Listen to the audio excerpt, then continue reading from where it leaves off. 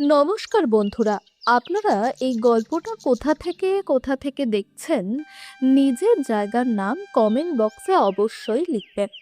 কোনো ছেলে কি 20 কোটি টাকার জন্য নিজের মাকে জীবন্ত কবর দিতে পারে? এই গল্পটা এমন এক লোভী ছেলের, যে নিজের মাকেই পৃথিবীর চোখে মেরে ফেলে বিমার টাকা হাতিয়ে নেয়। কিন্তু ভাগ্যের ইচ্ছে ছিল অন্য কিছু। যখন আগুন তার মিথ্যার প্রাসাদকে ঘিরে ধরে, তখন সেই মরা মা আগুনের শেখা থেকে বেরিয়ে এসে সবার সামনে এমন সত্য উন্মোচন করে, যা দেখে সবাই কেঁপে ওঠে। এই গল্প আপনাকে ভাবতে বাধ্য করবে, সত্যিই কি টাকা মানুষের মানবিকতার চেয়েও বড় হতে পারে?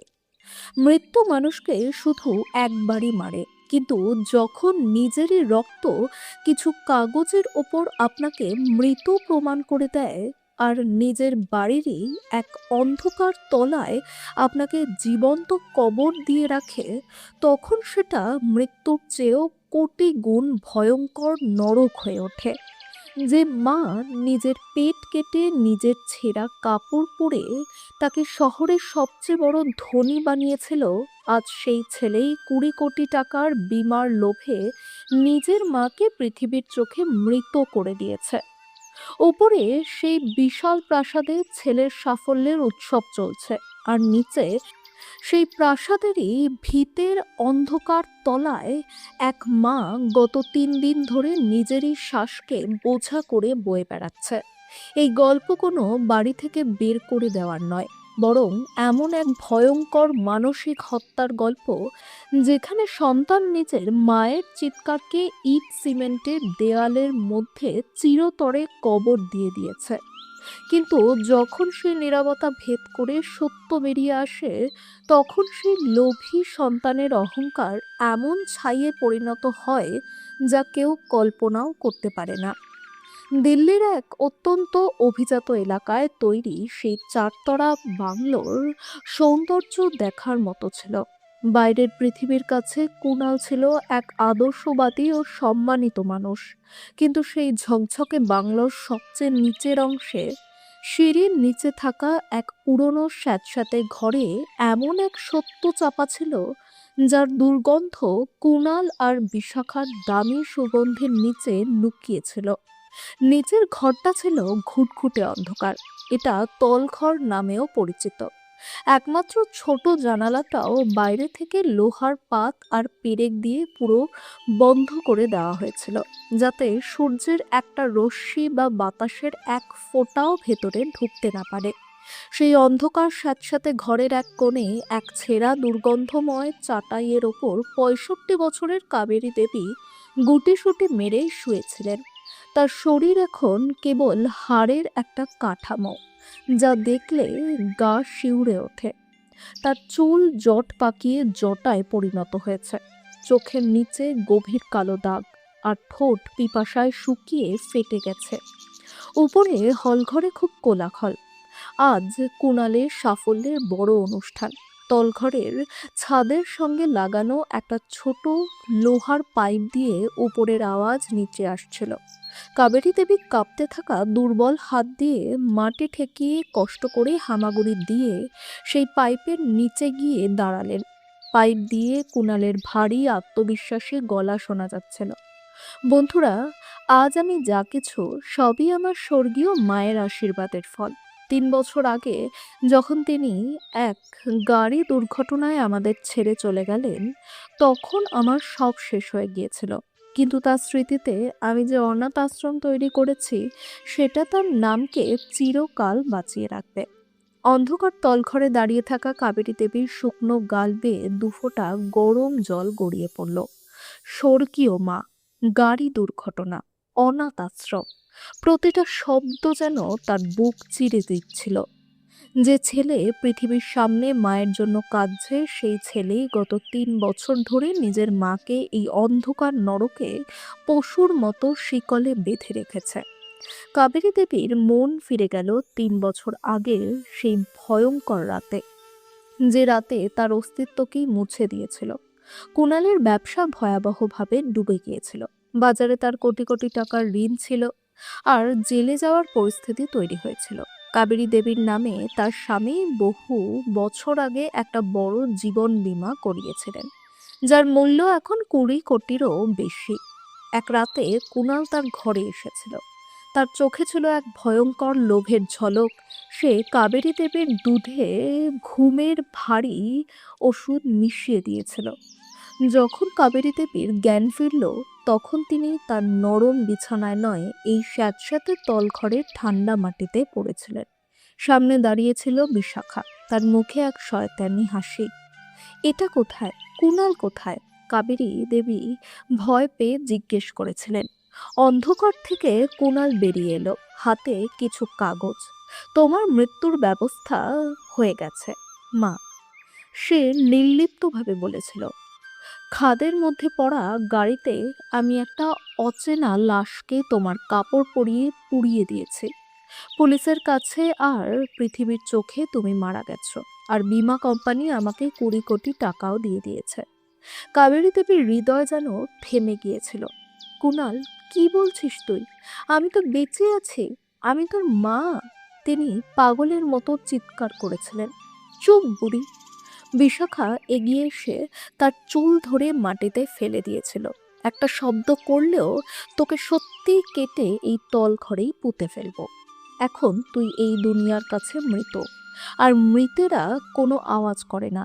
সেই রাত থেকেই কাবেরী দেবীর জীবনে সূর্য ডুবে গিয়েছিল। বর্তমানে তলঘরের ভারী দরজাটা করাত করে খুলল। বিশাখা ঢুকলো, হাতে একটা স্টিলের থালা, দুদিনের বাসি রুটি আর সামান্য শুকনো তরকারি। সে থালাটা কুকুরের মতো ছুঁড়ে দিল। চুপচাপ খেয়ে নে, আর আজ উপরে বড় বড় লোক আসবে। একটা শব্দও যদি উপরে যায়, 2 দিন তোকে এক ফোঁটা জলও দেব না।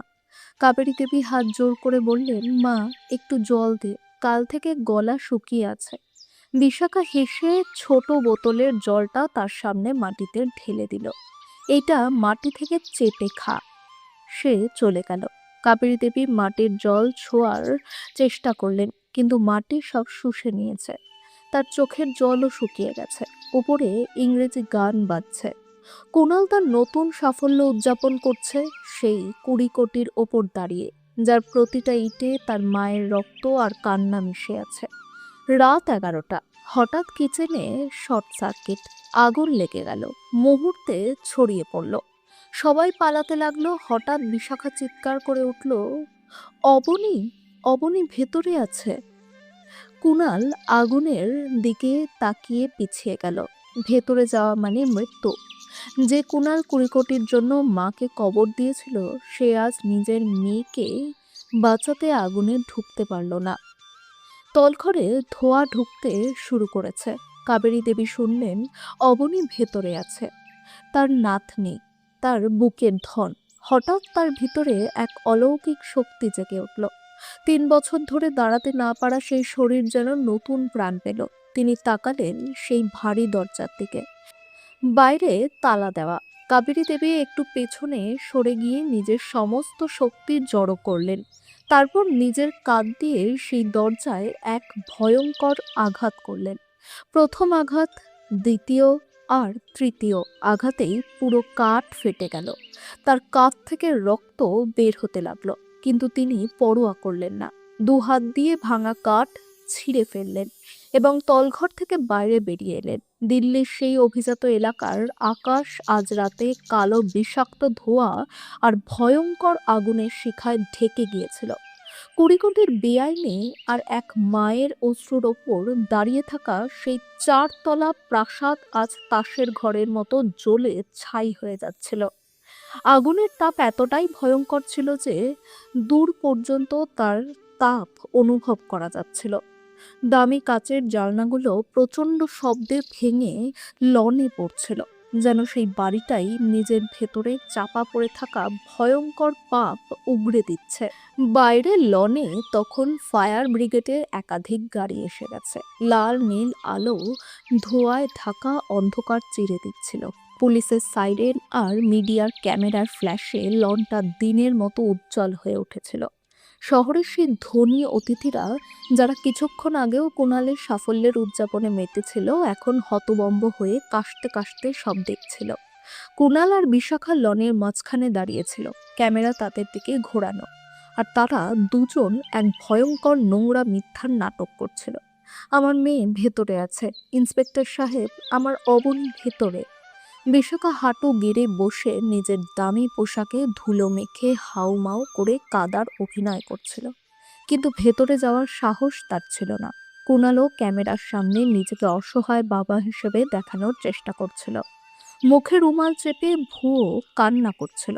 আমি সব হারিয়ে ফেলেছি, আমার 7 বছরের ফুলের মতো মেয়ে ভেতরে ঘুমোচ্ছিল। হে ভগবান, আমি শেষ হয়ে গেলাম। তার নীচতা এমন পর্যায়ে পৌঁছেছিল যে নিজের মেয়ের জন্য সে শুধু মিডিয়ার সামনে নাটক করছিল, যাতে পরের দিন খবরের কাগজে তার মহানতা আর দুঃখ ছাপা হয়। ফায়ার ব্রিগেডের কর্মীরা পাইপ নিয়ে মূল দরজার দিকে এগোচ্ছিল, ঠিক তখনই জ্বলন্ত দরজার মাঝখানে এমন কিছু ঘটল যা আগুনের গর্জনকেও স্তব্ধ করে দিল। জ্বলতে থাকা সেই বিশাল দরজার ফ্রেম হঠাৎ এক প্রচণ্ড শব্দে ভেঙে পড়ল, আর সেই ভয়ঙ্কর আগুনের ঘূর্ণি চিরে একটা ছায়া বাইরে বেরিয়ে এলো। মুহূর্তে পুরো লনে শ্মশানের মতো নিস্তব্ধতা নেমে এলো। যারা কাঁদছিল তাদের চিৎকার গলায় আটকে গেল। ফায়ার ব্রিগেডের লোকজন থমকে গেল, পাইপ থেকে জল মাটিতে পড়ে যেতে লাগলো। মিডিয়ার ক্যামেরাগুলো স্থির হয়ে গেল। কুণাল রুমাল সরিয়ে তাকালো, আর পরের মুহূর্তেই তার শরীরের রক্ত যেন বরফ হয়ে গেল। চোখ এত বড় হয়ে গেল যে মনে হচ্ছিল এখনই বেরিয়ে আসবে। পায়ের তলার মাটি সরে গেল, বিশাখার গলা থেকেও চিৎকার বেরোনোর আগেই থেমে গেল। ওই ছায়াটা আর কেউ নয়, কাবেরী দেবী। কিন্তু তিনি সেই কাবেরী দেবী নন যাকে সবাই চিনত। 3 বছরের নরক যন্ত্রণা পেরিয়ে আসা এক জীবন্ত মহাকালী যেন দাঁড়িয়ে আছে। তার শরীর এখন এক জীর্ণ কঙ্কাল, ময়লা ছেঁড়া কাপড় থেকে ধোঁয়া বেরোচ্ছে, মুখে আগুনের কালি লেগে আছে, তার ওপর দিয়ে ঘাম আর রক্ত গড়িয়ে পড়ছে। দরজা ভাঙার কারণে কাঁধের চামড়া ছিঁড়ে গেছে, সেখান থেকে টাটকা রক্ত বেরিয়ে তার শাড়ি লাল করে দিচ্ছে। দু পায়ে এখনো ভারী মরচে ধরা লোহার শিকল বাঁধা, যা মাটিতে ঘষতে এক ভয়ঙ্কর ঝনঝন শব্দ করছে। কিন্তু সবচেয়ে শিউরে ওঠার মতো দৃশ্য, এই 65 বছরের কঙ্কালসার বৃদ্ধা নিজের বুকে শক্ত করে জড়িয়ে রেখেছেন কুণালের 7 বছরের মেয়ে অবনীকে। তিনি আগুনের ভয়ঙ্কর শিখা পেরিয়ে নিজের নাতনিকে আঁচলের মধ্যে ঢেকে জীবন্ত বাইরে এনে দিয়েছেন। অবনী সম্পূর্ণ নিরাপদ, একটুও আঁচড় লাগেনি। কাবেরী দেবী আগুন থেকে এমনভাবে বেরিয়ে এলেন যেন নিজের চিতার ছাই থেকে উঠে আসা মহাকালী। নিজের হত্যাকারীদের ধ্বংস করতে এসেছেন। তার ফোস্কা পড়া পা লনের মাটিতে পড়ছিল। তিনি ধীরে ধীরে কিন্তু এক অজেয় সিংহীর মতো এগিয়ে এসে কুণাল আর বিশাখার সামনে দাঁড়ালেন। সেখানে উপস্থিত ধনী অতিথি, বড় বড় অফিসার, পুলিশ আর সাংবাদিকরা এই অবিশ্বাস্য দৃশ্য দেখে স্তম্ভিত। কেউ বুঝতেই পারছিল না এই শিকলে বাঁধা কঙ্কালসার বৃদ্ধা কে, আগুনের মধ্যে থেকে কিভাবে এলেন। একজন বড় রাজনীতিবিদ কাপা গলায় জিজ্ঞেস করলেন, এই এই বুড়ি কে, মিস্টার কুণাল? আর এর পায়ে এই লোহার শিকল কেন? কুণালের শরীর প্যারালাইসিস রোগীর মতো কাঁপছিল, ঠোঁট কাঁপছে কিন্তু গলা থেকে শব্দ বেরোচ্ছে না। বিশাখা ভয়ে 2 পা পিছিয়ে গেল, মনে হচ্ছিল যেন কোনো ডাইনি তাকে গ্রাস করতে আসছে। কাবেরী দেবী খুব কোমলভাবে অবনীকে মাটিতে নামালেন। মা বলে অবনী দৌড়ে গিয়ে বিশাখাকে জড়িয়ে ধরল। নাতনি বেঁচে গেছে, কারণ তাকে বাঁচিয়েছে তার নিজের দিদা। অবনী সরে যেতেই কাবেরী দেবী মাথা তুলে তাকালেন, তার লাল জ্বলন্ত চোখ সরাসরি কুণালের দিকে। তার কণ্ঠে আর কোনো অসহায়তা নেই, শুধু ভয়ঙ্কর নির্মম সত্যের শক্তি। আমাকে কি চিনবে সাহেব? তিনি রাজনীতিবিদ আর ক্যামেরার দিকে তাকিয়ে বললেন, এই তো সেই নামই, সম্মানিত মহান কুণাল, যে 3 বছর আগে আমার মৃত্যুর শোক পালন করে আমার অস্থি বিসর্জন দিয়েছিল। আমি এই শহরের সবচেয়ে ধনী মানুষ, কুণালের সেই দুর্ভাগা মা, যাকে সে 20 কোটির লোভে কাগজে কলমে মৃত বানিয়ে দিয়েছে। ভিড়ের মধ্যে শোরগোল পড়ে গেল। কি, উনি তো 3 বছর আগে মারা গেছেন! 20 কোটির বীমা! এ কি বলছে এই মহিলা? পুলিশ ইন্সপেক্টর এগিয়ে এলেন। মিডিয়ার ক্যামেরা ঝলসে উঠল। কুণাল বুঝল সব শেষ। তবুও শেষ চেষ্টা। মা, তুমি কি বলছো? সে তোতলাতে লাগলো। তারপর ইন্সপেক্টরকে বলল, এটা একটা পাগল মহিলা, আমার মা নয়। আমার মা 3 বছর আগে মারা গেছে। এটা প্রতারক। চুপ কর খুনি! কাবেরী দেবীর গর্জন পুরো পরিবেশ কাঁপিয়ে দিল। কুণাল ভয় পেয়ে হাঁটু গেড়ে পড়ে গেল। কাবেরী দেবী নিজের ছেঁড়া রক্তমাখা জামার হাতা তুললেন। বাহুতে একটা লাল জন্মদাগ, আর তার নিচে তার স্বামীর করানো পুরনো নীল উল্কি। কাবেরী স্পষ্ট দেখা গেল। এই দাগ অস্বীকার করবি? পুলিশের ফাইলে নথিভুক্ত আছে। যে লাশটা পুড়িয়েছিলি তাতে এই দাগ ছিল না। তুই পুলিশকে ঘুষ দিয়ে রিপোর্ট বদলেছিলি। তারপর তিনি নিজের পায়ের শিকল তুলে ধরলেন। গত 1000 দিন ধরে, 3 বছর ধরে তুই আর তোর এই ডাইনি বউ আমাকে এই বাড়ির নিচে পচা তলঘরে পশুর মতো বেঁধে রেখেছিলি। বাসি রুটি খেতে দিয়েছিস, এক ফোঁটা জলের জন্য কাঁদিয়েছিস। আমি নিজের মলমূত্রের মধ্যে পড়ে থাকতাম, আর তুই উপরে বিদেশি মদ খেয়ে উৎসব করতিস। এই কথা শুনে অনেকের চোখে জল এসে গেল। কেউ মুখ ঘুরিয়ে নিল। পুলিশ ইন্সপেক্টর রেগে আগুন হয়ে গেলেন। যাও, তলঘরটা চেক করো। দুজন কনস্টেবল দৌড়ে গেল। কিছুক্ষণ পর ফিরে এলো, মুখে আতঙ্ক, বমি আসার ভাব। স্যার, নিচের অবস্থা নরকের থেকেও খারাপ। দরজা ভাঙা, চারিদিকে অন্ধকার, স্যাঁতস্যাঁতে মাটিতে পচা চাটাই, দেওয়ালে শিকল, তাতে রক্তের দাগ, কোণে পচা খাবার। স্যার, সেখানে একদিনও থাকা অসম্ভব। এই মহিলা 3 বছর কিভাবে বেঁচেছিলেন এটা অলৌকিক। এই রিপোর্ট শুনেই কোণালের 20 কোটির অহংকার, তার সম্মান আর তার সমাজ সেবার মুখোশ সব এক মুহূর্তে ছাই হয়ে গেল। শহরের যেসব মন্ত্রী আর ব্যবসায়ীরা তার সঙ্গে দাঁড়িয়েছিল তারা ঘৃণায় থুতু ফেলে পিছিয়ে গেল। You bastard! একজন ব্যবসায়ী কুণালের দিকে থুতু ছুঁড়ে বলল, তুই নিজের মাকে কবর দিয়ে আমাদের এখানে পার্টি দিচ্ছিলিস? কি নিচু মানুষ! বিশাখা বুঝে গেল এবার তার বাঁচা অসম্ভব। তার সেই ডিজাইনার শাড়ির অহংকার ভেঙে চুরমার হয়ে গেছে।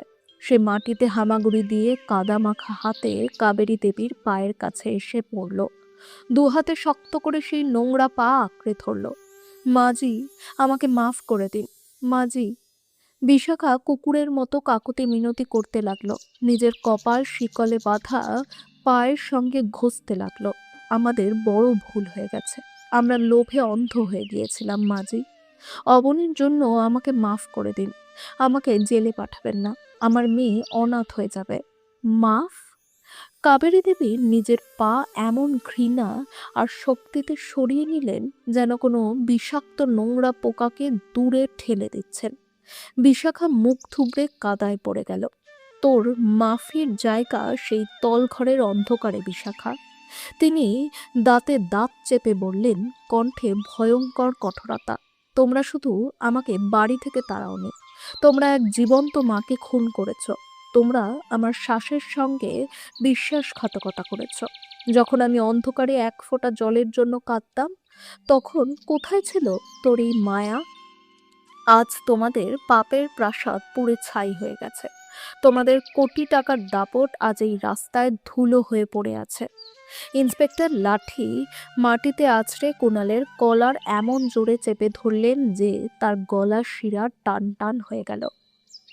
লাইফ ইন্স্যুরেন্স কোম্পানির সঙ্গে 20 কোটির জালিয়াতি, নির্দোষ মানুষের লাশ পুড়িয়ে প্রমাণ লুকোনো, নিজের মাকে মৃত প্রমাণ করে 3 বছর ধরে তলঘরে বন্দি করে নির্যাতন। বলতে বলতে তিনি বেল্ট থেকে ভারী হাতকড়া বের করলেন। ধারা 302, 420 আর 307-এর অধীনে তোমার আর তোমার স্ত্রীর বাকি জীবন জেলের অন্ধকার সেলে কাটবে। কুণাল, তোকে ফাঁসির মঞ্চ পর্যন্ত পৌঁছে দিতে আমি নিজে সাক্ষী দেব। পুলিশের জওয়ানরা সবার সামনে, শহরের বড় বড় লোক, ধনীরা আর মিডিয়ার ক্যামেরার সামনে কুণাল আর বিশাখার হাতে হাতকড়া পরিয়ে দিল। সেই ক্লিক শব্দটা কুণালের কানে তার স্বাধীনতার মৃত্যুর মতো বাজল। দুজনই পাগলের মতো চিৎকার করে কাঁদতে লাগলো। কুণালের সেই হাই ক্লাস ইজ্জত এখন ন্যাশনাল টেলিভিশনে এক ভয়ঙ্কর অপরাধীর রূপে ভেঙে পড়ছে। মা, আমাকে বাঁচাও মা, আমি শেষ হয়ে যাব, আমি জেলে মরে যাব।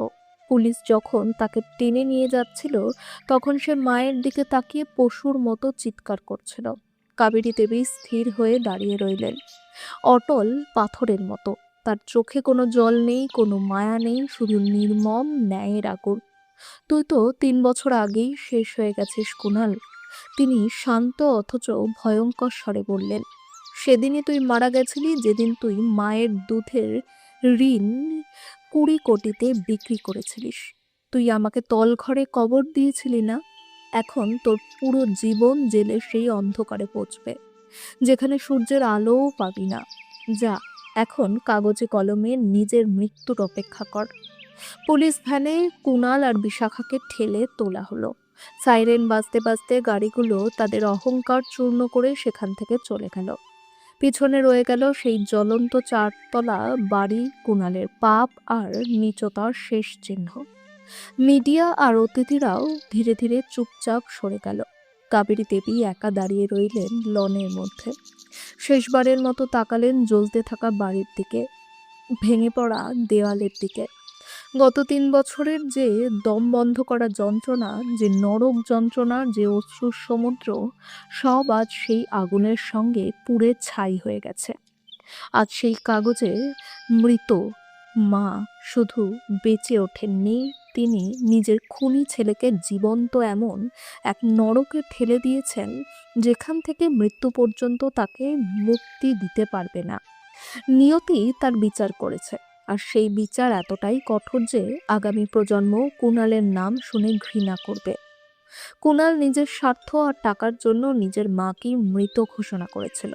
সে ভাবেনি যে তাকে জন্ম দিয়েছে, বড় করেছে, তার সঙ্গেই সে এমন বিশ্বাসঘাতকতা করছে।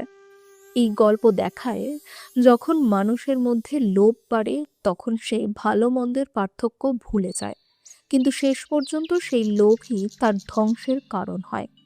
এই গল্পে কুণালের তৈরি প্রাসাদ, তার সম্মান, তার মিথ্যা, সব এক রাতেই পুড়ে ছাই হয়ে গেছে। কাবেরী দেবী নিজের ছেলের জন্য সবকিছু উৎসর্গ করেছিলেন, কিন্তু বদলে পেয়েছিলেন অমানবিক অত্যাচার। এটা আমাদের শেখায়, মা বাবার স্থান জীবনে সবচেয়ে উঁচু। তাদের অপমান বা অন্যায়ের ফল খুবই ভয়ঙ্কর হয়। যে সন্তান মা বাবাকে সম্মান করে না, সে কখনো সত্যিকারের সুখ বা শান্তি পায় না। সত্য কখনো লুকিয়ে থাকে না।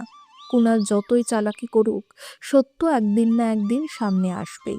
3 বছর ধরে লুকোনো সত্য এক আগুনের ঘটনায় সবার সামনে প্রকাশ পেল। মিথ্যা কিছু সময়ের জন্য লুকোতে পারে, কিন্তু চিরদিন নয়। কর্মফল একদিন না একদিন মিলবেই। কুণাল আর বিশাখা যা করেছে তার ফল তারা পেয়েছে। তারা এক মাকে অন্ধকারে বন্দি করেছিল, শেষে নিজেরাই জেলের অন্ধকারে বন্দি হলো। এই গল্প প্রমাণ করে, এই পৃথিবীতে প্রত্যেককে নিজের কাজের হিসাব দিতে হয়। ভালো করলে ভালো ফল, খারাপ করলে খারাপ ফল। বিলম্ব হতে পারে, কিন্তু বিচার হবেই। সবকিছুর পরেও কাবেরী দেবী নিজের নাতনি অবনীকে বাঁচিয়েছেন। এটাই দেখায় একজন মা বা দিদার হৃদয় কত বড় হতে পারে। নিজে আগুনে ঝাঁপ দিয়েও তিনি নাতনিকে বাঁচিয়ে এনেছেন। এটা শেখায়, সত্যিকারের ভালোবাসা আর মানবিকতা কখনো শেষ হয় না। অহংকারের পতন নিশ্চিত। কুণাল তার টাকা, সম্মান আর সমাজে নিজের অবস্থান নিয়ে গর্ব করত, কিন্তু সত্য প্রকাশ হতেই সব ভেঙে গেল। শেষে পুলিশ কুণাল আর বিশাখাকে গ্রেফতার করলো। এটাই প্রমাণ করে, আইন দেরিতে হলেও কাজ করে। কেউ যত বড় বা শক্তিশালী হোক, আইনের হাত থেকে বাঁচতে পারে না। এই গল্পে একদিকে সেই ছেলে যে টাকার জন্য সম্পর্ক বিক্রি করেছে, আর অন্যদিকে সেই মা যিনি সব পরিস্থিতিতে সম্পর্ককে বাঁচিয়ে রেখেছেন। এটা আমাদের ভাবায় আসল সম্পর্ক কি, তার মূল্য কত। টাকা আর সম্পদ কখনোই সত্যিকারের সম্পর্কের জায়গা নিতে পারে না। শেষে এই গল্প আমাদের শেখায় জীবনের সবচেয়ে গুরুত্বপূর্ণ জিনিস টাকা নয়, বরং মানবিকতা, সম্পর্ক আর নৈতিকতা। এগুলো হারিয়ে ফেললে যতই সম্পদ থাকুক, ভেতর থেকে মানুষ শূন্য আর ধ্বংস হয়ে যায়। তাই সব সময় সঠিক পথ বেছে নেওয়া উচিত, মা বাবাকে সম্মান করা উচিত আর লোভ থেকে দূরে থাকা উচিত। 20 কোটির চিতা শুধু একটা গল্প নয়, বরং একটা সতর্কবার্তা যে মানুষ নিজের স্বার্থে অন্ধ হয়ে সম্পর্কগুলোকে পিষে দেয়, তার পরিণতি শেষ পর্যন্ত ভয়ঙ্করই হয়। সত্য, ন্যায় আর মানবিকতা সবসময় জয়ী হয়, পথ যতই কঠিন হোক না কেন। বাবা, খাওয়ার খেতে বসে কেউ তো পশুর থালা থেকেও খাবার ছিনিয়ে নেয় না। আমি তো তোমার মা। বলতো, আমরা কি এই দিনের জন্যই তোমাকে লালন পালন করে বড় করেছি? এই যোগ্যতা দেওয়ার জন্যই কি তোমাকে মানুষ করেছি, যাতে সময় এলে তুমি নিজের মা বাবাকে জাহি গেও বলে অপমান করো? বাবা, আমার 3 দিন ধরে জ্বর আসছে। তোমার বউকে কতবার বলেছি আমাকে ডাক্তারের কাছে নিয়ে চলো, না হলে অন্তত জ্বরের একটা ট্যাবলেট এনে দাও। কিন্তু সে না ট্যাবলেট এনে দিয়েছে, না আমাকে খাবার দিয়েছে। সেই জন্যই আমি খুব দুর্বল হয়ে পড়েছিলাম। আজ একটু ভালো লাগছিল, তাই বারান্দায় এসে বসলাম। তখনই বৌমা আমাকে বাসন মাজতে বলল। আমি না বলতেই জানি না সে তোমাকে কি বলেছে যে তুমি আমার উপর এত রেগে গেলে। বাবা, এই খাবারটাও আমি নিজেই নিয়ে এসেছি। দেখো না কতটুকু বা আছে। এতটুকু খেলে তোমাদের কিছুই কমে যাবে না। বাবা, তোমার এই বুড়ো মায়ের উপর একটু দয়া করো। এই বলে সরলা দেবী তার ছেলে মনোজের কাছে কাকুতি মিনতি করে নিজের খাবারের থালা ফেরত চাইছিলেন। ঠিক তখনই তার প্রতিবেশী কমলা দেবী, যিনি সরলা দেবীর ঘনিষ্ঠ বান্ধবী ছিলেন, তার আওয়াজ শুনে বাড়িতে এসে পৌঁছালেন। এসে দেখলেন মনোজ হাতে খাবারের থালা নিয়ে দাঁড়িয়ে আছে, আর সরলা দেবী ময়লা হাতে ছেলের দিকে তাকিয়ে আছেন। প্রতিবেশীর সামনে বিষয়টা বাড়তে চায়নি মনোজ, তাই থালাটা মায়ের হাতে দিয়ে বলল, মা, তুমি তো সবজি আনতে বলেছিলে, এই নাও, আমি সবজি নিয়ে এলাম। আর আজকে রান্নাটা কেমন হয়েছে মা? এমন বলতে বলতে সে কমলা দেবীকে বসতে বলে নিজের ঘরে চলে গেল। আসলে কমলা দেবীর একটা স্বভাব ছিল, তিনি অন্যের বাড়ির কথা বাড়ি চড়িয়ে অন্যদের কাছে বলতেন। তবে সরলা দেবীর ব্যাপারে তিনি সব জানতেন এবং তাকে বাঁচানোরও চেষ্টা করতেন। তাই যখন বুঝতে পারতেন যে সরলা দেবীর সঙ্গে তার ছেলে বয়ে অন্যায় করছে, তখনই কোনো কাজ না থাকলেও তাদের বাড়ি চলে আসতেন, যাতে তারা সরলা দেবীর উপর বেশি অত্যাচার করতে না পারে। আসলে মনোজ তার স্ত্রীর ডেলিভারির পরই সরলা দেবীকে শহরে নিয়ে এসেছিল, যেন তিনি তার বইয়ের দেখাশোনা করতে পারেন। আর তার বাবা গ্রামেই থেকে চাষবাসের কাজ সামলাতেন। সরলা দেবীর স্বামী রণজিৎ বাবু একটি ফসলের বাগান ছিল। সরলা দেবীর স্বামী রণজিৎ বাবুর একটি ফলের বাগান ছিল, যেখানে ঋতু অনুযায়ী নানা রকম ফল ফলত। সেই বাগান থেকে তার এত আয় হতো যে একজন সরকারি চাকরিজীবীও হয়তো এত রোজগার করতে পারত না। রণজিৎ বাবু যথেষ্ট টাকা রোজগার করতেন। মনোজ প্রয়োজনের কথা বলে কেঁদে কেটে তার কাছ থেকে টাকা আদায় করত। রণজিৎ বাবু ছেলের মুখের দিকে তাকিয়ে সময় সময় টাকা পাঠিয়ে দিতেন, কিন্তু ছেলের কাছে না ছিল বাবার পরিশ্রমের মূল্য, না ছিল মায়ের কষ্টের দাম। তার মনে হতো এই তো তাদের দায়িত্ব, সব মা বাবাই তো সন্তানদের জন্য এটা করে। সময় কেটে যেতে লাগলো। এরপর সরলা দেবীর বৌমা রিনা একটি সুন্দর ছেলে সন্তানের জন্ম দিল। সেই সময় সরলা দেবী প্রদীপ জ্বালাচ্ছিলেন। তিনি বললেন, আমাদের বংশের প্রদীপ এসে গেছে, তাই ওর নাম রাখবো দীপ। নামটি সবারই ভালো লাগলো। কিছুদিন পর রিনাকে হাসপাতাল থেকে ছেড়ে দেওয়া হলো। বোমার নাতির আগমনের আনন্দে সরলা দেবী বাড়িতে রঙ্গিলি করলেন। রিটে বৌমা আর নাতির আগমনের আনন্দে সরলা দেবী বাড়িতে রঙ্গোলি করলেন। আগিনায় প্রদীপ জানালেন যেন তাদের বাড়িতে দীপাবলি উৎসব চলছে। রিনা যখন দেখলো চারদিকে প্রদীপ জ্বলছে, সুন্দর সুন্দর রঙ্গোলি আঁকা হয়েছে, তখন তার মন ভীষণ খুশি হয়ে উঠল। বাড়িতে ঢোকার সময় সরলা দেবী তার বৌমা ও নাতিকে বরণ করলেন এবং তাদের উপর ফুল ছিটিয়ে দিলেন। রিনা কখনো ভাবেনি যে তাকে এবং তার ছেলেকে এত সুন্দরভাবে স্বাগত জানানো হবে। কিন্তু যখন সরলা দেবী তাকে জিজ্ঞেস করলেন, বৌমা, এই সাজসজ্জা আর তোমাদের এইভাবে স্বাগত জানানো তোমার কেমন লাগলো? তখন সে বুক বাঁকিয়ে বলল, হ্যাঁ ঠিকই ছিল, তবে আমার বাবার বাড়িতে এর থেকেও ভালোভাবে হয়। সরলা দেবীর হাসি খুশি মুখটা মলিন হয়ে গেল, কিন্তু তিনি কিছুই বললেন না, চুপচাপ সেখান থেকে চলে গেলেন। ঠিক তখনই রিনা বলল, মা, হাসপাতালে তো ভালো খাবার পাইনি, আজ একটু ঝাল মশলাদার চটপটা খাবার বানান, আজ পেট ভরে বাড়ির খাবার খাবো। সরলা দেবী বললেন, বৌমা, ছোট বাচ্চার মায়েদের প্রথম দিকে সাদাসিধে খাবারই খাওয়া উচিত। বেশি ঝাল মশলাদার খাবার মা আর বাচ্চা দুজনের জন্যই ভালো নয়। কিন্তু রিনা সেই কথা শোনার পাত্রী নয়। সে সরলা দেবীকে গ্রামের অশিক্ষিত মহিলা ভাবত আর নিজেকে আধুনিক শিক্ষিত ও বুদ্ধিমতী মনে করত। তাই সে বলল, ওইসব পুরনো কথা আপনার সময় হতো, তখন হয়তো ভালো খাবারই পেতেন না, তাই এমন বলছে। আমি আর ঝাল মশলাদার চটপটা খাবারই খাবো। আমি যেমন বলছি তেমনই করুন, না হলে আমি আপনার ছেলেকে ফোন করে বলবো আপনি আমার ঠিকমতো দেখাশোনা করছেন না। সরলা দেবী জানতেন মনোজের রাগ কেমন, আর রিনার স্বভাবও তার জানা ছিল। সে কথা বাড়িয়ে বলল,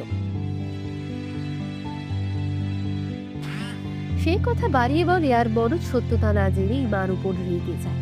সেদিনও স্ত্রীর কথায় প্ররোচিত হয়ে সে মায়ের হাত থেকে খাবারের থালা কেড়ে নিয়েছিল। তাই সরলা দেবী ভাবলেন, এদের সঙ্গে তর্ক করে লাভ নেই, বরং এদের কথা মতোই কাজ করা ভালো। এরপর যা হবে তার দায় এদেরই। এই ভেবে তিনি রিনার জন্য ঝাল মশলাদার খাবার রান্না করে দিলেন। অনেকদিন পর এমন সুস্বাদু খাবার পেয়ে রিনা সেই দিন পেট ভরে খেলো এবং আঙুল চাটতে লাগলো। বলল, মা, পেট তো ভরে গেছে, কিন্তু মন ভরেনি, মনে হচ্ছে আরো খাই, কিন্তু আর জায়গা নেই।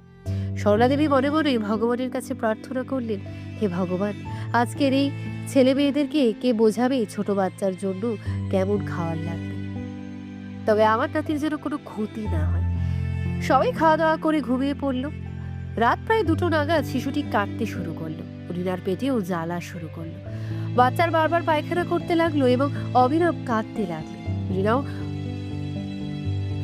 রিনারও লুজ মোশন শুরু হলো।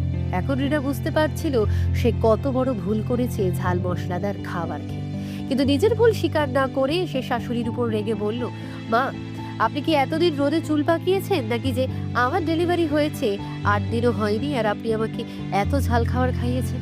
আমি মানছি আমি জেদ করেছিলাম, কিন্তু আপনি বড় হিসেবে আমাকে বারণ করতে পারতেন। কি ধরনের মা আপনি? এই বলি সে তার স্বামী মনোজকেও মায়ের বিরুদ্ধে উস্কে দিল। তোমার মা বয়সে বড়, তার দায়িত্ব ছিল আমাকে বোঝানো, উল্টে আমাদের কথাই শুনলেন। তোমার মা সত্যি গ্রামের গেও, ওনাকে কালই গ্রামে পাঠিয়ে দাও। আমি এমন অশিক্ষিত মহিলাকে বাড়িতে রাখতে চাই না। আমার ছেলে বড় হলে ওর মতোই গেও হয়ে যাবে। সকালে মনোজ ভাবলো মা তো গ্রামে থেকেছে, তাই তার কোনো জ্ঞান নেই। সে রাগে মায়ের উপর চিৎকার করতে লাগলো। ঠিক তখনই সকালে যখন তারা সরলা দেবীকে গ্রামে পাঠাতে যাচ্ছিল, তখনই তার বাবা রঞ্জিত বাবু নাতির মুখ দেখতে গ্রাম থেকে অনেক রসতার ফল নিয়ে সেখানে এসে পৌঁছালেন। মনোজ দরজায় বাবাকে এত জিনিসপত্র নিয়ে দাঁড়িয়ে থাকতে দেখে লোভে পড়ে গেল। সে মাকে বলল, মা, দেখো তো, বাবা নিজেই আমাদের সঙ্গে দেখা করতে চলে এসেছেন, আর তুমি গ্রামে যাওয়ার জন্য জেদ করছিলে। যাও, সব জিনিস ভিতরে রেখে আসো আর বাবার জন্য চা জল খাওয়ারের ব্যবস্থা করো। রণজিৎ বাবুকে দেখে সরলা দেবীর চোখে জল এসে গেল। রণজিৎ বাবু সেই জল দেখে ফেলেছেন, কিন্তু তখন কিছুই বললেন না। সরলা দেবী চোখ মুছে নিজের জিনিসপত্র ঘরে রেখে দিলেন। তারপর সরলা দেবী আবার রান্নাঘরে গিয়ে সবার জন্য খাবার বানাতে লেগে গেলেন। কিছুক্ষণ পর তিনি আবার বৌমাকে জিজ্ঞেস করলেন, বৌমা, তোমার জন্য কি রান্না করব? রিনা রেগে গিয়ে বলল, ডেলিভারির পর একজন মায়ের কি খাওয়া উচিত সেটাও জানেন না। সরলা দেবী তখন কোনো উত্তর দিলেন না, অথচ এর আগে তিনি নিজের মতন করে তার জন্য সাদাসিধে খাবার বানাতেন। তখন রিনাই বলতো, মা, আমাকে না জিজ্ঞেস করে আমার জন্য কিছু বানাবেন না, না হলে আমি খাবই না। এখন অসহায় সরলা দেবী কি করবেন কিছুই বুঝতে পারছিলেন না। ঠিক তখনই রণজিৎ বাবু সরলা দেবীকে ডাকলেন, সরলা, এক গ্লাস পানি দিয়ে এসো তো। সরলা দেবী ট্রেতে এক গ্লাস জল নিয়ে রণজিৎ বাবুর কাছে গেলেন। তার চোখ নিচু ছিল, কারণ তিনি তার সঙ্গে চোখ মেলানোর সাহস পাচ্ছিলেন না, হয়তো তাকালে কেঁদে ফেলবেন। রণজিৎ বাবু তার হাত ধরে পাশে বসিয়ে বললেন, সরলা, কি হয়েছে? তোমার শরীর খারাপ নাকি কেউ কিছু বলেছে? তোমার মুখ এত মলিন লাগছে কেন? বলো তো কি হয়েছে? এই আন্তরিক প্রশ্ন শুনে সরলা দেবী ফুপিয়ে কেঁদে ফেললেন। তার মনে হলো যেন কেউ তার কষ্ট ভাগ করে নিতে এসেছে। কেউ তো আছে যার ভরসায় তিনি নিজের কথা বলতে পারেন, না হলে ছেলে বউ তো তাকে অসহায় আর একেবারে চাকরানির মতো করে রেখেছে। রণজিৎ বাবু তাকে বুকে জড়িয়ে নিয়ে পিঠে হাত বুলিয়ে আদর করে বললেন, সরলা, আমি এখন এসে গেছি। তোমার আর ভয় পাওয়ার কিছু নেই। কে কি বলেছে আমাকে নির্ভয় বলো। কিছুক্ষণ কাঁদার পর সরলা দেবী চোখের জল মুছে নিজেকে সামলে নিয়ে বললেন, না এমন কিছু না। ছেলে বউয়ের কাছে আমার আবার কি কষ্ট হবে? আপনাকে অনেকদিন পর দেখলাম, তাই একটু আবেগে কেঁদে ফেললাম। এই কথা বলে তিনি সেখান থেকে উঠে যেতে লাগলেন, কারণ তার ছেলে মনোজও সেখানে বসে তাকে কটমট করে তাকিয়ে দেখছিল। আর রিনা রান্নাঘর থেকে চোখের ইশারায় ভয় দেখাচ্ছিল, কিছু যেন না বলে। কিন্তু রণজিৎ বাবু এত সহজ মানুষ ছিলেন না। তিনি বুঝতে পারছিলেন সরলা দেবী কোনো বড় কষ্টে আছে। তাই আবার তার হাত ধরে বসিয়ে বললেন, না সরলা, তুমি যতই মিথ্যে বলো, তোমার চোখ কিন্তু মিথ্যে বলে না। তোমার চোখ পরিষ্কার বলছে তুমি খুব কষ্টে আছো। বলো তো কি হয়েছে? এই কথা শুনে সরলা দেবী সবকিছু খুলে বললেন। ছেলে বউ তার সঙ্গে কি কি করেছে। নিজের স্ত্রীর এত কষ্টের কথা শুনে রণজিৎ বাবু ছেলে বউকে কঠোরভাবে ধমক দিলেন। তিনি বললেন, শোনো, তোমরা দোকান খুলে শুনে নাও। আমরা গ্রামে থাকি ঠিকই, কিন্তু এটা ভুলে যেও না যে আজ তোমরা যে এই বিশাল বহুল বাড়িতে থাকছো, সেটাও এই গ্রামের গেও মা বাবার ঘামের টাকায় কিনা। এ বাড়ির প্রতিটি ইটে আমাদের পরিশ্রমের টাকা লেগে আছে। আর তুমি জানো, যখন তোমার মা তোমার কাছে শহরে আসছিল, তখন তার পা যেন মাটিতেই পড়ছিল না। এতটাই খুশি ছিল সে, আনন্দে পাগল হয়ে গিয়েছিল। তাই তো সে নিজের হাতে বানানো মতিচুর লাড্ডু পুরো পাড়া আর গ্রামে বিলিয়ে দিয়েছিল, এই বলে যে সে তার ছেলেকে নিজের কাছে ডেকেছে। তার ছেলে তাকে নিজের কাছে ডেকেছে। আর তার বাড়িতে নাতির কিরিমিরি হাসি শোনা যাবে। বড় হোক বা ছোট, সবাইকে বলতো, আমার ছেলের বাচ্চাকে আশীর্বাদ করো, যেন সে সুস্থভাবে এই পৃথিবীতে এসেছে। আর আমার ছেলে 3 গুণ রাত 14 গুণ উন্নতি করুক, এই প্রার্থনাই করতাম। কিন্তু এই অশিক্ষিত গেও মানুষেরা এসব কি বা বুঝবে? তোমাদের মতো পড়াশোনা করা মানুষদের তো কারো আশীর্বাদ বা সাহায্যের প্রয়োজনই পড়ে না। তোমরা তো পড়াশোনা করেছো, কিছু না কিছু করেই সব কাজ হয়ে যায়, তাই না? চলো সরলা, আমিও তো গ্রামেরই গেও মানুষ, তাই ছেলের কথায় খুশি হয়ে এত কিছু নিয়ে চলে এসেছিলাম। ভেবেছিলাম হয়তো আমার ছেলে মেয়েদের এগুলো দরকার হবে, কিন্তু আমি ভুলছিলাম। এরা তো পড়াশোনা করা মানুষ, এরা শস্য নয় টাকা খায়। শহরে থেকে এরা চাষবাস, গোবর এসব কিছুই বুঝে না, শুধু টাকা চিনে, তাই বোধহয় টাকাই খায়। আর আমি গেও মানুষটা অকারণে ভেবেছিলাম গ্রামের তাজা ফল সবজি হয়তো আমার সন্তানদের ভালো লাগবে, তাই নিয়ে এসেছিলাম। আমাকে ক্ষমা করে দিও বাবা, আমার ভুল হয়ে গেছে। এই কথা বলে রণজিৎ বাবু নিজের ছেলে বউয়ের সামনে হাত জোর করে ক্ষমা চাইতে লাগলেন। তখন মানুষ দৌড়ে এসে বাবার পায়ে পড়ে কাঁদতে কাঁদতে বলল, বাবা, আমার খুব বড় ভুল হয়ে গেছে, পাপা আমাকে ক্ষমা করে দিন। ঠিক তখনই রিনাও তার শ্বশুরের কাছে ক্ষমা চাইতে লাগলো। তখন রণজিৎ বাবু বললে, আরে তোমরা যে দেবীর মতো মায়ের কাছে অপরাধী, তার কাছে ক্ষমা না চেয়ে আমার কাছে ক্ষমা চাইছো। যদি সত্যি ক্ষমা চাও, তাহলে সরলা দেবীর কাছে যাও। তিনি যদি তোমাদের ক্ষমা করেন, তাহলে বুঝবো আমিও মাফ করে দিলাম। এরপর ছেলে বউ দুজনেই সরলা দেবীর পায়ে ধরে ক্ষমা চাইতে লাগলো। সরলা দেবী খুবই সহজ সরল মনের মানুষ ছিলেন। তিনি সঙ্গে সঙ্গে তাদের তুলে নিয়ে বুকে জড়িয়ে ধরে বললেন, চুপ করো আমার বাচ্চারা, ভুল তো মানুষেরই হয়, এতে দুঃখের কিছু নেই। কোনো মাই বা কতক্ষণ নিজের সন্তানের উপর রাগ করে থাকতে পারে? এ কথা বলে তিনি দুজনের পিঠে হাত বুলিয়ে তাদের সান্ত্বনা দিলেন এবং সেখান থেকে যেতে বললেন।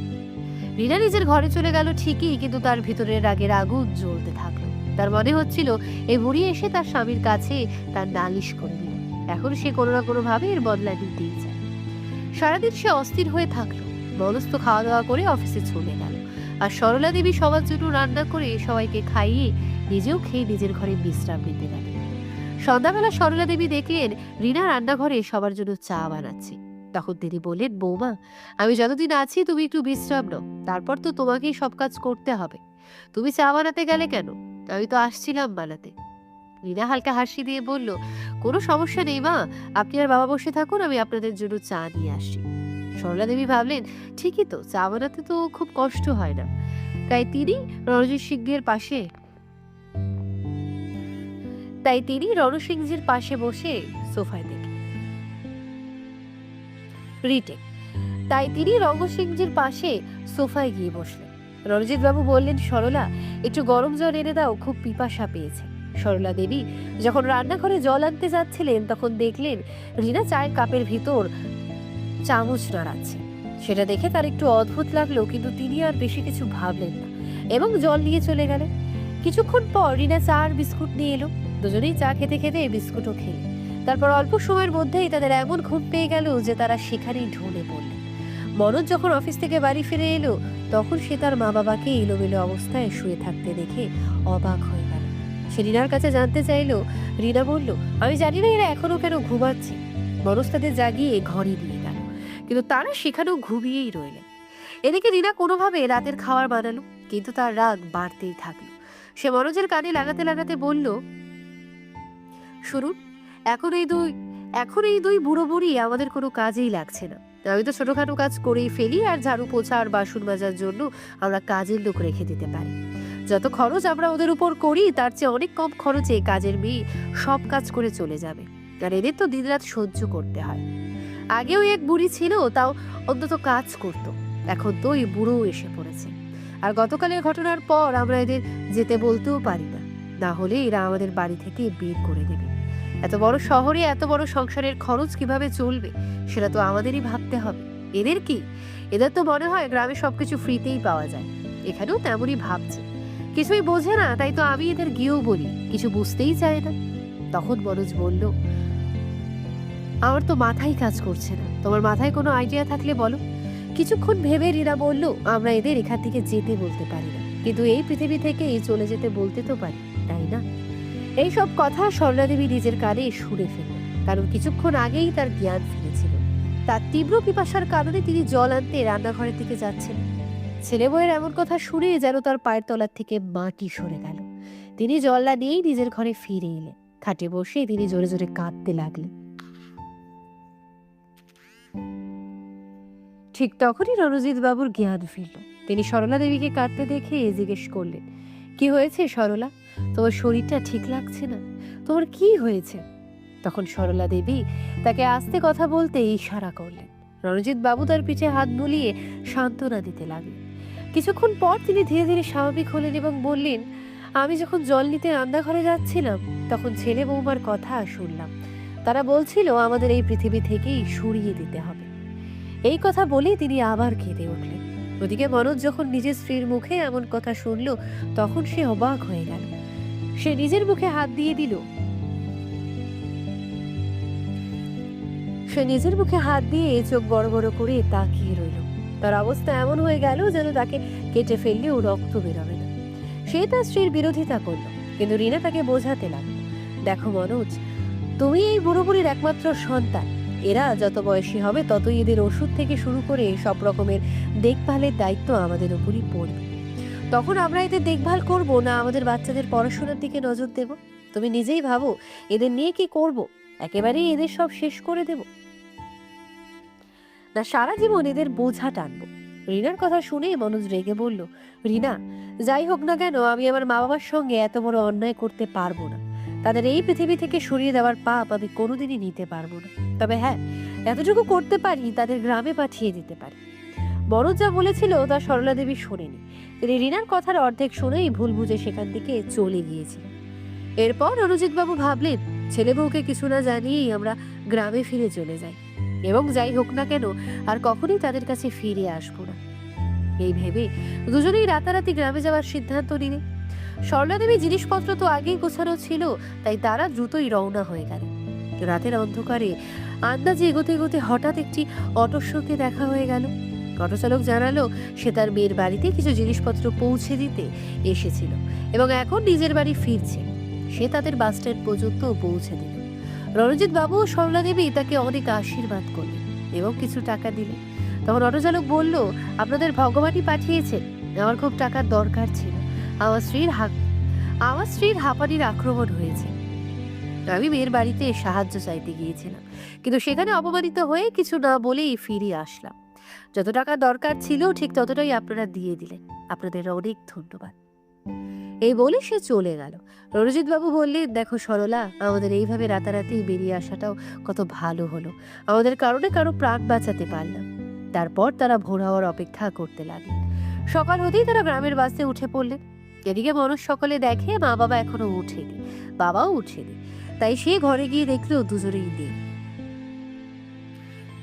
সে কিছুই বুঝতে পারছিল না মা বাবা কোথায় গেলেন। সে রিনাকে গিয়ে জানালো। রিনা মনে মনে খুব খুশি হলো এবং ভাবলো কোনো কিছু না করেই বুড়ো বুড়ি থেকে মুক্তি পাওয়া গেল। কিন্তু মনোজ তার গ্রামের মোড়ল কাকাকে ফোন করে জানতে পারলো তার মা বাবা বাড়ি পৌঁছে গেছে। তখন তার প্রাণে স্বস্তি ফিরল।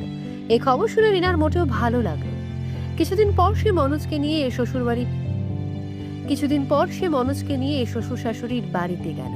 গিয়ে তাদের পায়ে পড়ে ক্ষমা চাইতে লাগলো। বলল, মা বাবা, আমাকে ক্ষমা করে দিন। আমি আপনাদের সঙ্গে খুব খারাপ ব্যবহার করেছি, কিন্তু আপনারা চলে যাওয়ার পর আমি বুঝতে পেরেছি বয়স্কদের কতটা গুরুত্ব আছে। আপনাদের না থাকায় আমি দ্বীপের যত্ন ঠিকমতো নিতে পারছি না। তাই আপনাদের কাছে অনুরোধ করছি, আপনারা আমাদের সঙ্গে চলুন এবং সেখানেই থাকুন। রণজিৎ বাবু একটু বাস্তববাদী মানুষ ছিলেন, তাই তিনি বললেন, বৌমা, তুমি সময় থাকতে নিজের ভুল বুঝতে পেরেছো, এটা খুব ভালো কথা। কিন্তু এখন আমরা তোমাদের সঙ্গে যেতে পারবো না, কারণ আমাদের মাঠে এখন ফল তোলা আর বাজারে পাঠানোর কাজ খুব জোরে চলছে। যখন একটু ফাঁকা সময় পাবো তখন এই বিষয়ে ভাববো। কিন্তু সরলা দেবীর মন তো নাতির কাছেই পড়েছিল, তাই তিনি বারবার রণজিৎ বাবুকে ছেলের কাছে গিয়ে থাকার জন্য জোর করতে লাগলেন। শেষ পর্যন্ত রণজিৎ বাবু ভাবলেন, যেহেতু সরলার ইচ্ছে, তাই আবার তাকে শহর পাঠিয়ে দেওয়াই ভালো। এবার তো রিনার যেন বিনা খরচেই এক কাজের লোক পেয়ে গেল। সে সরলা দেবীর এত প্রশংসা করত যে সেই প্রশংসার আড়ালে সব কাজ করিয়ে দিত। আর সরলা দেবীও খুশি মনে সব কাজ করতেন। ভাবতেন, এই তো নিজের ছেলে বয়ে নিজের বাড়িতে কাজ করতে লজ্জা কিসে। দিন কেটে যেতে লাগলো। রিনা সবসময় সরলা দেবীর কাছে টাকার জন্য কান্নাকাটি করত, আর সরলা দেবী তার স্বামীর কাছে বলে টাকা আনাতো। যতদিন রণজিৎ বাবু টাকা পাঠাতেন ততদিন রিনা সরলা দেবীর সঙ্গে খুব ভালো ব্যবহার করত। কিন্তু একদিন বাগানে দাঁড়িয়ে থাকা অবস্থায় রণজিৎ সিংহের পায়ের নিচে একটি পাকা ফল পড়ে যায়। সেটাতে পিছলে তিনি এমন ভাবে পড়ে যান যে তার কোমর ও হাঁটুর হাড় ভেঙে যায়। তড়িঘড়ি করে তাকে শহরে নিয়ে আসা হয়। এবার রিনার মনে হলো যেন তার বাড়িতে বিপদ নেমে এসেছে।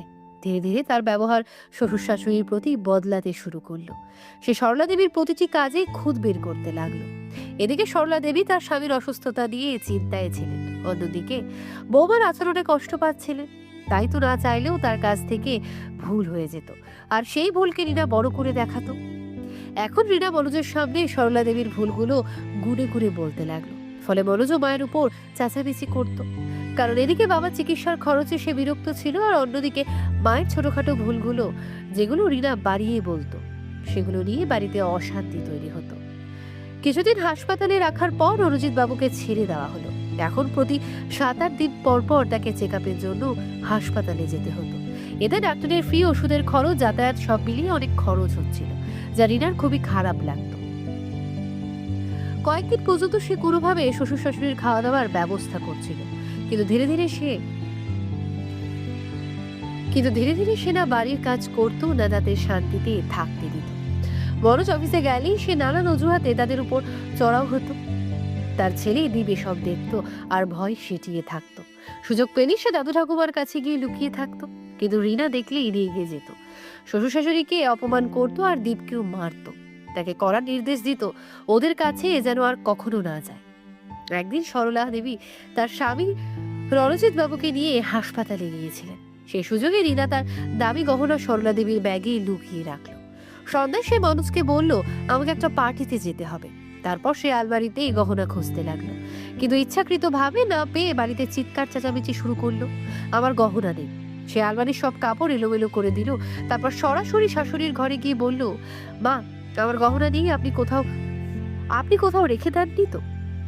মনোজ তাকে বারবার আটকাতে চাইছিল, কিন্তু সে শোনেনি। সে সরাসরি সরলা দেবীর ব্যাগ তল্লাশি করতে শুরু করলো। ব্যাগ থেকে কাপড় বের করতে গিয়ে গহনাও পড়ে গেল। তারপর তো রিনা আগুনের মতো জ্বলে উঠল। সে সরলা দেবীর উপর ঝাঁপিয়ে পড়ে তাকে একটুকু নিজের কথা বলার সুযোগ দিল না।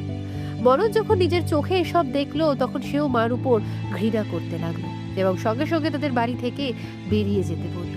কিন্তু কয়েকদিন আগেই রিনা চতুরতার সঙ্গে হাসপাতালে বীরের অজুহাতে রণজিৎ বাবুর কাছ থেকে গ্রামের বাড়ি ও জমির কাগজে সই করে দিয়েছিল, যা এখন তার নামে হয়ে গেছে। এই কথা তারা তখনই জানতে পারলো যখন মনোজ তাদের বাড়ি থেকে বেরিয়ে যেতে বলল। তখন রিনা বলল, আপনারা গ্রামের বাড়িতে যাবেন না, কারণ ওখানকার সব সম্পত্তি তো আপনারা আমার নামে করে দিয়েছেন। এখন রণজিৎ বাবু বুঝতে পারছিলেন না তারা কোথায় যাবেন, কি করবেন। তবুও ছেলে যখন বাড়ি থেকে বেরিয়ে যেতে বলেছিলেন, তখন তারা দুজন বৃদ্ধ মানুষ ধীরে ধীরে নির্জন রাস্তা দিয়ে রাতের অন্ধকারে হেঁটে চললেন। তখন তারা একটি হোটেলের সামনে গিয়ে থামলো। সেই হোটেলের মালিক বলছিল, আজকালকার ছেলেদের কি হয়ে গেছে, অনেকেই কাজ ফাঁকি দিচ্ছে, এত বড় অর্ডার এসেছে অথচ কাজ করার লোকের অভাব। তখন সরলা দেবী হোটেলের মালিককে বললেন, ভাই সাহেব, আপনি যদি কিছু মনে না করেন তাহলে কি আমাদের কাজে দিতে পারবেন? হোটেলের মালিক তাদের অবস্থা দেখে বলল, আপনারা নিজেদের অবস্থা তো দেখুন, কাজ করবেন কিভাবে? তখন সরলাজি বললেন, ভাই, যদি আমাদের কাজটা দিয়ে দেন তাহলে আমাদের খুব উপকার হবে। যতদিন আপনার আসল কর্মচারী ফিরে না আসে ততদিন আমাদের রেখে দিন, তারপর চাইলে আমাদের বের করে দেবে। হোটেলের মালিকের কাজের লোকের খুব দরকার ছিল, তাই সে তাদের কাজ দিয়ে দিল। রণজিৎ বাবু ব্যবসায়ী মানুষ ছিলেন, তাই তাকে বসে বসে কাউন্টারের কাজ দেওয়া হলো। আর সরলা দেবী খুব ভালো রান্না করতে পারতেন, তাই তিনি রান্নাঘরে চলে গেলেন।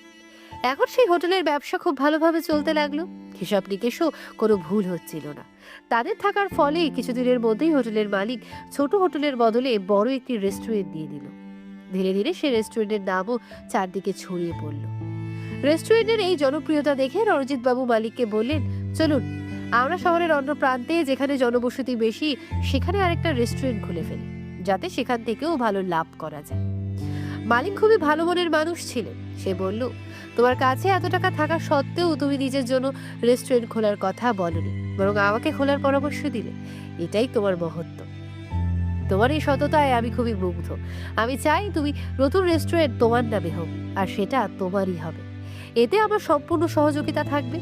এইভাবেই মালিকের পূর্ণ সহযোগিতায় খুব শিগগিরই রণজিৎ বাবু ও সরলা দেবী নিজের রেস্টুরেন্ট খুলে গেল।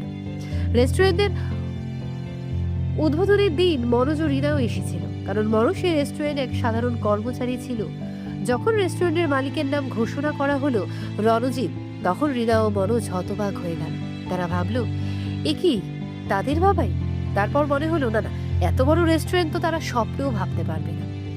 এদিকে রণজিৎ বাবু চারপাশে বডিগার্ডেরা ছিল, মাঝখানে তিনি এবং পিছনে সরলা দেবী হাঁটছিলেন। তিনি যখন ফিতা কাটলেন তখন তার উপর ফুলের বৃষ্টি করা হলো। তার এই বয়সে এত বড় সাফল্যের রহস্য জিজ্ঞেস করা হলে তিনি বললেন, আমার এই সাফল্যের পুরো কৃতিত্ব আমার সেই মালিকের, যার ছোট্ট একটা হোটেলে আমরা কাজ করতাম। আমরা সেখানে সম্পূর্ণ সততার সঙ্গে কাজ করেছি, আর এখন এই জায়গায় পৌঁছেছি। জীবনে অনেক বড় মোড় আসে, আমাদের জীবনেও এসেছে। আমরা কখনো চুরি করিনি। এমন দিনও গেছে যখন বাড়িতে খাওয়ার কিছু ছিল না, আমরা না খেয়ে ঘুমিয়েছি, কিন্তু কখনো কারো কাছে ধার চাইনি, চুরি করি। তবে হ্যাঁ, এক সময় আমাদের নিজের লোকই আমাদের চোর প্রমাণ করে প্রতারণা করে সবকিছু কেড়ে নিয়েছিল। কিন্তু একটা কথা আছে, হাতে থাকা টাকা চুরি করা যায়, কিন্তু ভাগ্য আর কর্মের ফল কেউ চুরি করতে পারে না। আমাদের ক্ষেত্রেও তাই হয়েছে। আমরা ভালো কাজ করেছি, তাই আজ এই জায়গায় পৌঁছেছি, এটাই আমাদের সত্যি। তার এই কথা শুনে পুরো হল কলতারিতে মুখরিত হয়ে উঠল, আর মনোজ ও রীনার মাথা লজ্জায় নিচু হয়ে গেল। পরের দিন সবাই নিজের কাজে লেগে গেল। মনোজ সরাসরি রণজিৎ বাবুর কেবিনে ঢুকতে যাচ্ছিল, তখন গার্ড তাকে আটকালো। আপনি অ্যাপয়েন্টমেন্ট ছাড়া কোথায় যাচ্ছেন? মনোজ বলল, তুমি আমাকে চেনো? আমি কে জানো? যদি আমি স্যারের কাছে অভিযোগ করি তাহলে তোমার চাকরি চলে যাবে। গার্ড শান্তভাবে বলল, আপনি যেই হন আমি জানি না, আপনি চাইলে আমার চাকরি চলে যেতে পারে, কিন্তু আগে স্যারের অনুমতি নিয়ে আসবো, তারপর আপনাকে ঢুকতে দেব। মনোজ বাধ্য হয়ে বাইরে দাঁড়িয়ে রইল। গার্ড যখন ভিতরে গিয়ে অনুমতি চাইলেও রণজিৎ বাবু বললেন, এখন তাকে ভেতরে ঢুকতে দিও না। সারাদিন কেটে গেল, কিন্তু তিনি মনোজের সঙ্গে দেখা করলেন না। মনোজ অপেক্ষা করতে করতে কাজও করতে পারল না, তাই পরের দিন তাকে চাকরি থেকেও বের করে দেওয়া হলো। এদিকে রীনা ভেবেছিল গ্রামের বাড়ি ও জমি বিক্রি করে অনেক টাকা পাবে, কিন্তু যখন সে বিক্রি করতে গেল তখন জানতে পারলো একজন দালাল আগে ওষুধের বিলের অজুহাতে সই করিয়ে সম্পত্তি নিজের নামেই করে নিয়েছিল। রীনার এক টাকাও লাভ হলো না। এখন মনোজ ও রীনা দুজনেই দিশেহারা হয়ে গেল। তাদের ছেলে দীপের পড়াশোনার জন্য টাকার দরকার ছিল, তাই তারা নিজেদের থাকার বাড়িটাও বিক্রি করে দিল। এখন তারা একেবারে অভুক্ত অবস্থায় দিন কাটাতে লাগলো। তাদের এই দুর্দশা দেখে দীপের সেই দিনের কথা মনে পড়ে যায়, যখন তার মা দাদু ঠাকুমাকে একবেলা খাওয়ারের জন্য কত কষ্ট দিত। তার আজ তার নিজের মা সেই খাওয়ারের জন্য কষ্ট পাচ্ছে। রণজিৎ বাবু খুবই দয়ালু ছিলেন, তিনি প্রায় সেদিনের কথা মনে করতেন যখন তিনি রাস্তার ধারে ভিখারিদের লাইনে দাঁড়িয়ে একবেলা খাবার খেয়েছিলেন। তিনি সরলা দেবীকে বললেন, আমরা প্রতিদিন সন্ধ্যায় বেঁচে যাওয়া খাবার গরিবদের মধ্যে বিলিয়ে দিয়ে চলো। সরলা দেবী এই প্রস্তাব খুব পছন্দ করলেন। এখন তারা প্রতিদিন সন্ধ্যায় খাবার বিলি করতে যেত, আর সেই লাইনে বনজ রিনাও দাঁড়িয়ে খাবার নিত। তখন রিনা নিজের ভুল বুঝতে পারল। মানুষ যেমন কর্ম করে তেমনই ফল পায়। সরলা দেবী প্রতিদিন তাদের ভিখারির মতো খাবার দিতেন, কিন্তু কখনো বলেননি যে তারা তাদের কাছে এসে থাকুক, কারণ রিনা একসময় নয় দুবার তাদের অপমান করে ঘর থেকে বের করে দিয়েছিল। তাই তাদের মন আর গলেনি। বন্ধুরা, আপনাদের এই গল্পটি কেমন লাগলো কমেন্ট করে অবশ্যই জানান।